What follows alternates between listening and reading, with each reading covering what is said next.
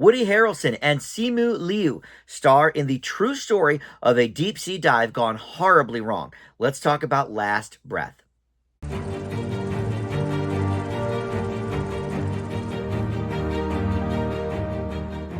Hey guys, Dan here. This is Dan Reviews It. Welcome to my spoiler-free review for the movie Last Breath. This is available now for home viewing if you missed it in theaters a few weeks ago.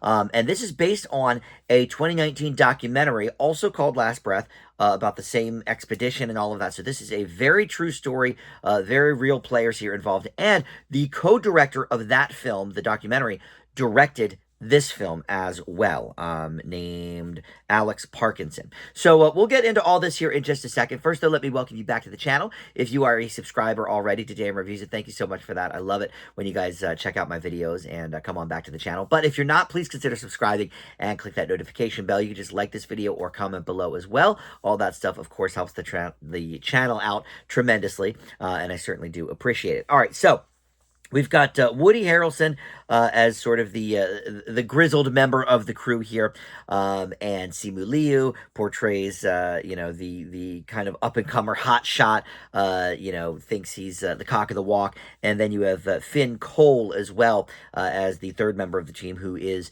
newer to the group, but Woody Harrelson's character vouches for him and says, no, he's going to be a good addition, believe me. So they are a team of saturation divers who work to maintain these undersea gas lines in the North Sea as these deep sea divers.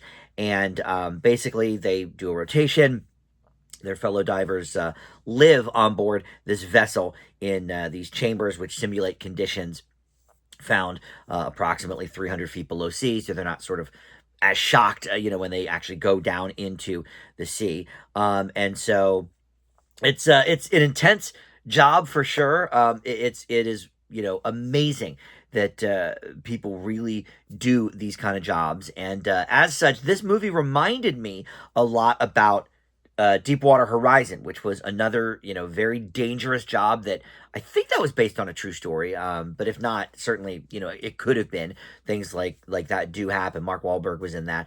But this is, in theory, the Woody Harrelson character's last hurrah on these types of missions. He is, getting into the retirement phase. Doesn't want to be, but he is. And anyway, he stays up in the submarine kind of craft, whatever, while the other two go down and things go horribly awry. And that's all we'll say there. But yeah, this is a very intense movie. And much like Deepwater Horizon was, if you saw that, I do recommend that one. I think these are sort of, similar movies. And like I said, I'm not positive that one is a true story, but this one most certainly is. In fact, after I watched this movie, I started to watch the documentary, but the first 5 or 10 minutes, it was telling the exact same story. So, which is fine, but I was like, well, I just saw that in the movie. But what that tells us is that, they stayed pretty close to the details of what really happened on this particular mission. And I have to say, I'm not super familiar with Finn Cole. He was in the TNT series Animal Kingdom, which ran for many years, but I never watched it. And he had a small role in one of the Fast and Furious movies. But really, his star is just rising. I guess he was part of Peaky Blinders as well, another show I did not watch. So you may know him from the small screen. But this is, one of his biggest roles, certainly on the big screen. And he's very good here. I mean, you really kind of believe all of these personalities sort of clashing, but knowing that, okay, well, we have to live together. Let's play some cards. Let's talk about, our lives and whatever. I mean, they're in such small quarters for a long amount of time. And so what is there to do, But so we get to know them through sort of their conversations a little bit, but we also can see their personalities coming through, and they each have, distinct personalities. They're well-written characters, and I guess easy if they have sort of the template of those real guys that were doing it. But I thought this was a very, very well-directed movie as well. Now, obviously, since this director, I'll say his name again here, since he is a new director, I don't know him, Alex Parkinson, since he did co-direct the documentary, obviously he had seen all of this footage and whatever, and tried to recreate that as best he could. And I think he did a pretty good job. Because it is very, very intense, and these underwater sequences. Now, I don't know. My guess is they didn't really go underwater. I didn't look into the making of the film, but I'm sure it was, kind of like a tank or something on a set. But I don't think they're doing the Avatar way of water thing here. But in any event, it looked real enough, and that was, I think, good enough for what we were seeing. In terms of survival films, I don't know if this is classified as like a disaster film necessarily, but certainly a life-threatening film, a survival film, whatever. I would say that we're not rewriting the book here, but since it is based on true events, I think we can agree that the book is there for a reason. There's a reason that a lot of these disaster type movies go through these similar stages or phases or whatever, and that's because in reality that is how these things tend to play out.